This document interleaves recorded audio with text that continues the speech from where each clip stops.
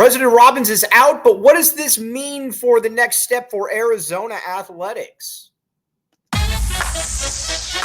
You are Locked On Wildcats, your daily podcast on the Arizona Wildcats, part of the Locked On Podcast Network, your team every day.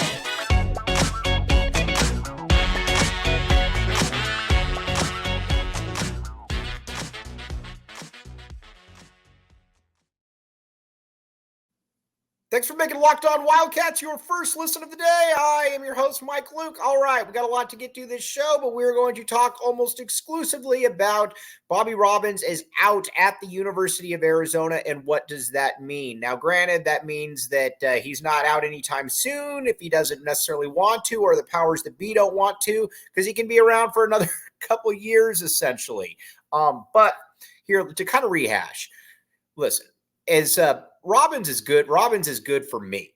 And I know that sounds, very, very trite. I mean, it's true. President Robbins likes sports. There's not a lot of presidents out there that like sports. As a matter of fact, I think a good percentage of them don't like sports. And that's just kind of the way it is.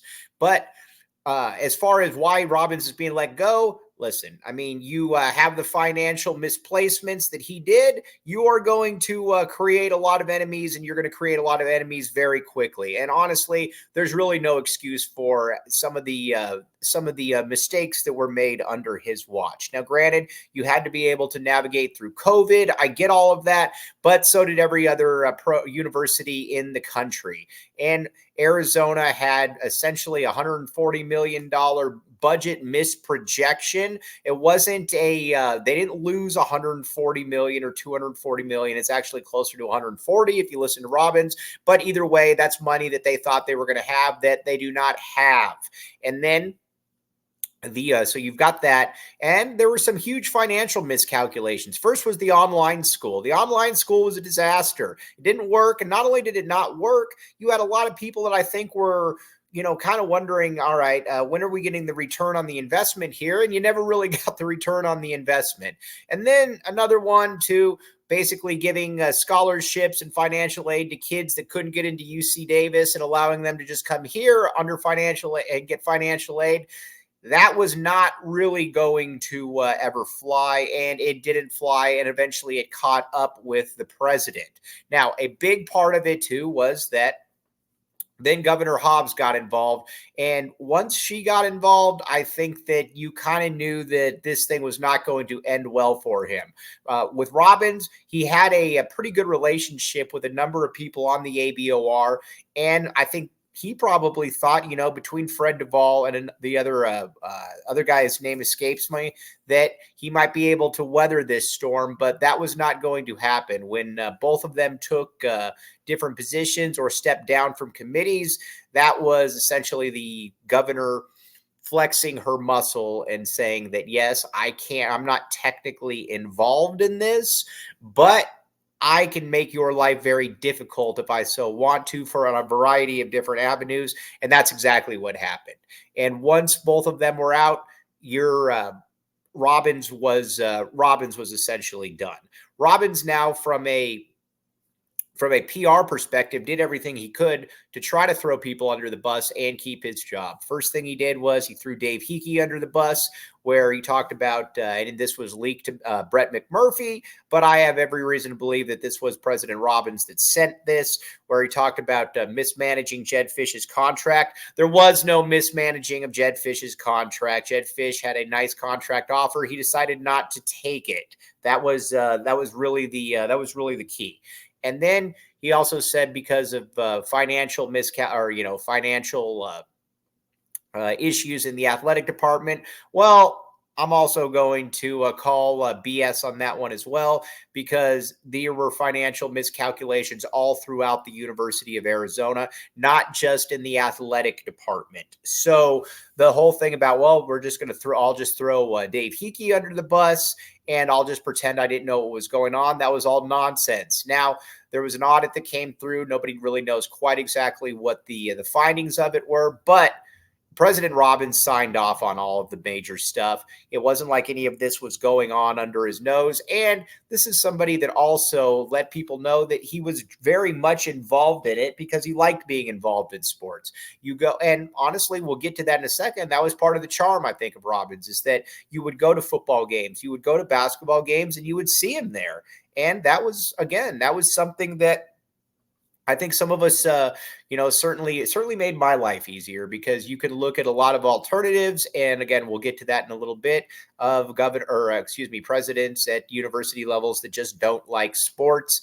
But either way, as good as he was for athletics, there was also a time, I think, where you knew that this was not going to last. And Hobbs was very, very clear about this. And Robbins tried to do a variety of different things, from firing people to switching different positions for people, basically letting them go, but keeping their salary and just saying, oh, well, maybe I can move you over here.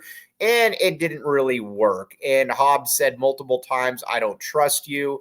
And she was pretty much relentless on this. And, when you get the governor of the state, no matter what you think of the governor, what her political motives were, whether she should have been involved, that's going to be somewhat of a death knell. And that was certainly somewhat of a death knell for Bobby Robbins. The other part too about all of this is that it is still a university. And that's something that you got to keep in mind here, is that, and when you have some of these issues and you start throwing people under the bus, sooner or later, they're probably going to come for you.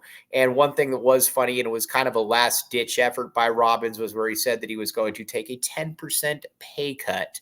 Well, how nice of you, buddy. So again, with Robbins, I don't think he probably is somebody with the highest character in the world. I think that he's somebody that certainly liked a lot of the charm that came with being a university president. And he always liked telling people exactly what his real profession was. And he liked being seen front row at events. And I really don't have any problem with that, because he clearly did care about sports. But at the end of the day, I do believe that his ego got the best of him. And more so than anything, the financial problems that he brought to the university were a problem that he was not able to really look back. And these are something, too, that it starts with him. He can throw whoever he wants under the bus, but at the end of the day, he is the president of the University of Arizona, and this all was going to come back to him in one way, shape, or form. And generally when you get somebody of that power, of that magnitude, they generally think that they can get off on things that they probably won't be able to by just saying, oh, well, look over here, or squirrel, and that obviously didn't fly. I do actually think, though, that he might have been able to get off had the governor not gotten involved, because he had a lot of backing from significant donors and boosters here in Tucson. As a friend told me one time, he said he definitely understands the PR game. He understands what to play. And he obviously had buddies on the ABOR as well. But still, when you make a really heavy bet for yourself, no matter who your allies are, a lot of the time, you are going to have a very difficult time. Now, what does this mean for? So again, I get why he had to be let go, and honestly, is probably the right decision. What does this mean for sports, though? We're going to talk about that next. But first, Amazon Fire TV. All right, now, here's the deal. Everybody knows streaming is the way of the future. To learn more, visit Amazon.com/LockedOnFireTV, your sports destination. All kinds of tons of different channels, and not only tons of different channels, but it's only growing. It's only going to get bigger. And I think that's something that is so cool about this, is that that this is going to be a fun thing. And again, you got sports, and it's not just sports. You got a variety of different options in place. So again, check it out. To learn more, visit Amazon.com/LockedOnFireTV. It's only getting started, and you will, as always, thank me later on this one. Thanks for keeping it locked on Wildcats and making this your first listen of the day. I am your host, Mike Luke. All right, now let's talk a little bit about where Arizona goes forward. Now, the good things about Robbins with sports is that he cared. That is a huge part of this. Look at Michael Crow up the road. Michael Crow does not care about sports at ASU. Not only does he not care about sports, he doesn't pretend to care about sports. He doesn't pretend to be knowledgeable about sports. He doesn't pretend to be anything about sports. He just merely puts up with sports. I'll never forget when, there's a bunch of different examples that we'll give, and this is a good example because he's right up the road. When Ray Anderson was talking about, we need to clean up Desert Financial Arena, and which is a dump. If you've been in there, it's a dump. And Crow is like, nope, we don't need to do that. It was a very interesting undermining of the athletic director. And there's a reason, too, why ASU athletics sucks, is because their facilities are bottom barrel. Their NIL program stinks. And I don't think that Crow really cares about that. And that is a big problem. You also are hearing that they're probably just going to promote from within, which, when something is a mess and you're like, well, here's what we're going to do. Don't worry about it. We're going to promote from within.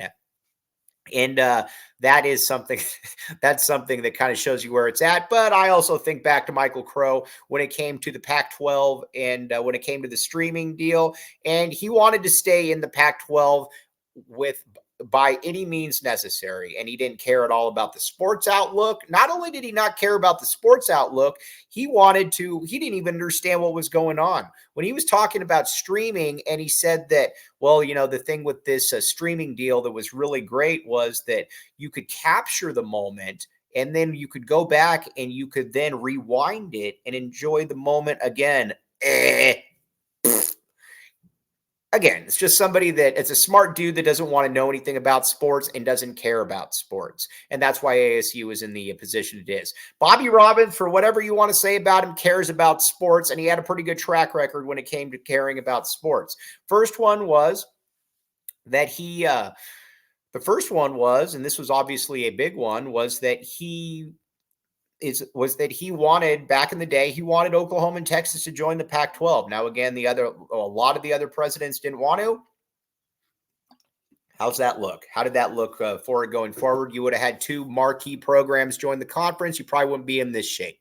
And I thought he navigated the Big 12 deal masterfully because he didn't let, listen, I knew behind the scenes that Arizona was always entering the Big 12. I put that out there a lot. I knew it. I had a pretty good source on this one, but they played it very well. They said that, we don't want to leave, but we have to have something that is not strictly a streaming option and that has a linear component to it. And Kliavkoff was given a lot of time. Arizona gave them a lot of time, and he was never able to really bring that to the table. And not only was he not allowed to bring that to the table, or not only did he not bring it to the table, he didn't bring anything close. He brought something where it was about $22 million, and you were hoping that, via Apple TV and subscriptions, you might be able to get a little bit of a boost. But either way, that was not going to work. And not only did it not work, it's something that Robbins put out there. Robbins let them know many, many times that this is what we're going to have to need happen. And it didn't happen. And Robbins was no dummy on this. He knew that this was not going to happen. And so he was navigating behind the scenes. And everybody talks about how, Oregon and Washington were the ones that set the vehicle in motion for the total dissolution of the Pac-12, but Arizona had also applied the night before to the Big 12 before that, and Arizona, no matter what, was going to the Big 12 at that point, just because the deal was not there. And not only was it not there, it was never going to be there. So again, I got to give him a lot of kudos, because if it was up to Michael Crow 100% would have done anything possible, including taking pennies on the dollar, with being buried on a regional platform for the conference to stay together. Robbins knew that wasn't going to be an option, and he went for it. So I got to give him a lot of credit for how he navigated the Big 12 scene, because if you had an Ann Weaver Hart or somebody like that in there, along with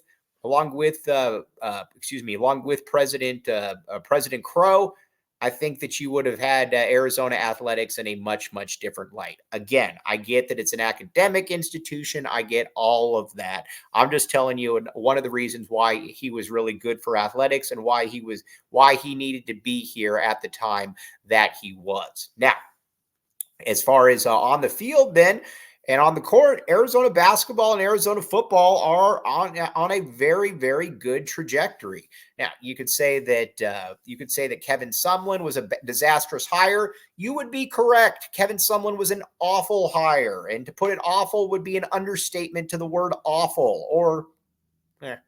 But they rectified that situation. Listen, it was obviously a terrible decision, but Jedd Fisch came in, and I know that everybody's bummed about the way that Jedd Fisch left, but when they came in and they said, listen, we're going to strip this thing down to literally the baseboards, and we are going to work our way up from there, and that's exactly what they did.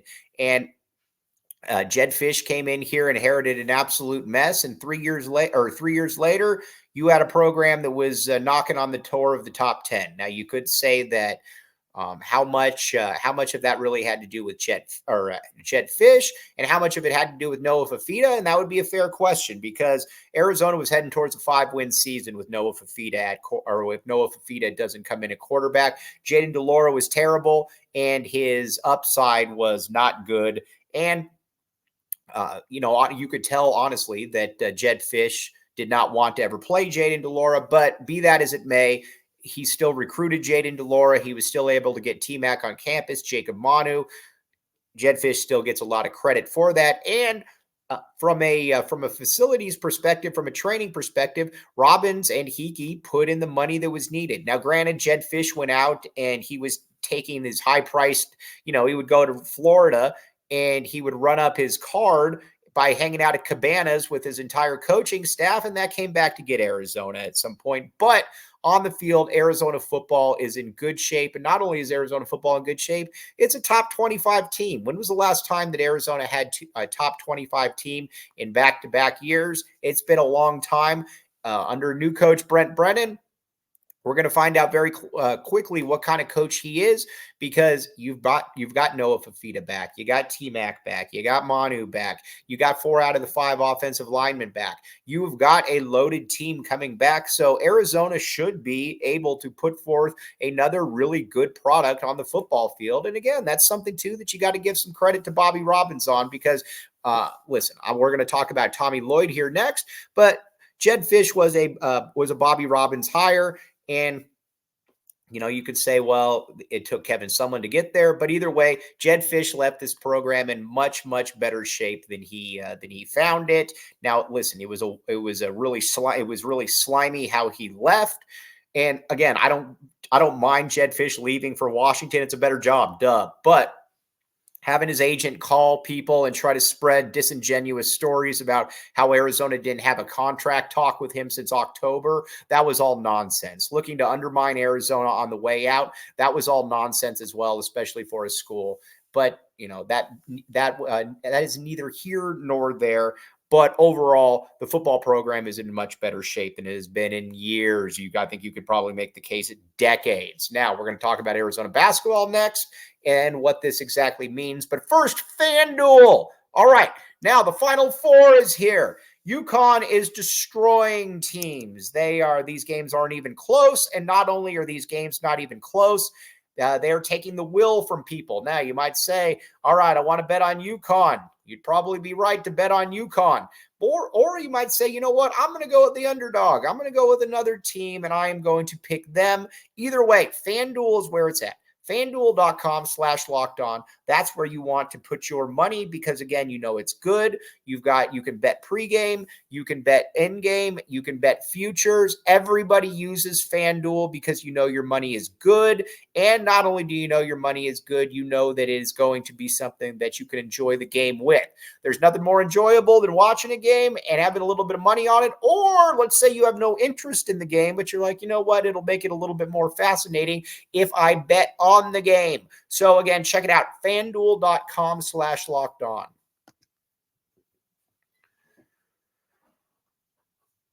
Thanks for keeping it locked on Wildcats and making this your first listen of the day. I am your host, Mike Luke. All right, now with Arizona basketball, I got to give them a lot of credit as well because, listen, Sean Miller, they stuck with Sean Miller, but at the end, Sean Miller just, I think that thing had just kind of run its course. And after a while, you just kind of know when something has run its course. And I think Miller and the U of A needed a break. Arizona hadn't won a tournament game in 4 years and under Miller. Now, you could say that one of them was because of COVID and one of them was because of a NCAA or a self-penalization. I get it, but either way, that thing had kind of fallen off the wheels a little bit. Tommy Lloyd comes in here, and this is not somebody that was getting a lot of coaching interest. But Tommy Lloyd comes in, and this is somebody that, the people around Tommy Lloyd, Dave Hickey knew very well, from Leon Rice to Don Munson. These are people that, and so again, this was an easy vet for them. And they decided this is the guy to have Arizona going forward in the future. And it was a great hire. Again, I know that people are a little bit bummed about the NCAA tournament to this stage. I get all of that. I'm bummed about it as well because Arizona, just quite frankly, under Lloyd, is underachieved in the NCAA tournament. But the guy's won, an average of 30 games in his first 3 years. You're going to let him learn this one on the job. He's only been a head coach 3 years, and he's shown, I think, too, the ability to be able to make some adjustments. Now, a big part of this going forward is, and we've talked about this a ton, is that Lloyd's got to figure out how to hold players accountable and not just let the inmates do whatever they want, or whatever the verbiage is.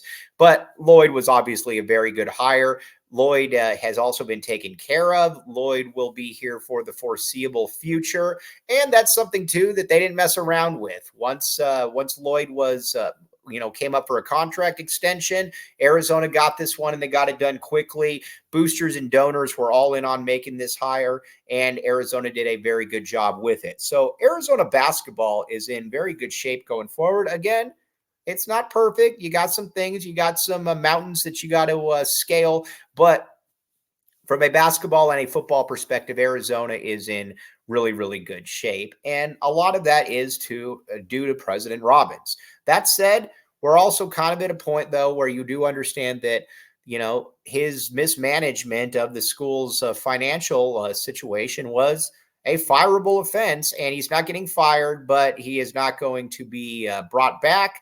And that's probably for the best, especially too, when the governor is on you, you're probably not going to get away with that. And so overall, Robbins was really, really good for athletics, academics, and from a financial perspective, obviously probably left some to be desired. But the big thing is you want to get a president in here that understands everything, that understands academics, but also understands too that somebody like you also don't want somebody like Michael Crow that comes in and absolutely hates sports and it's kind of a self-fulfilling prophecy if they aren't good at sports, mainly because, you don't invest or you don't actually try.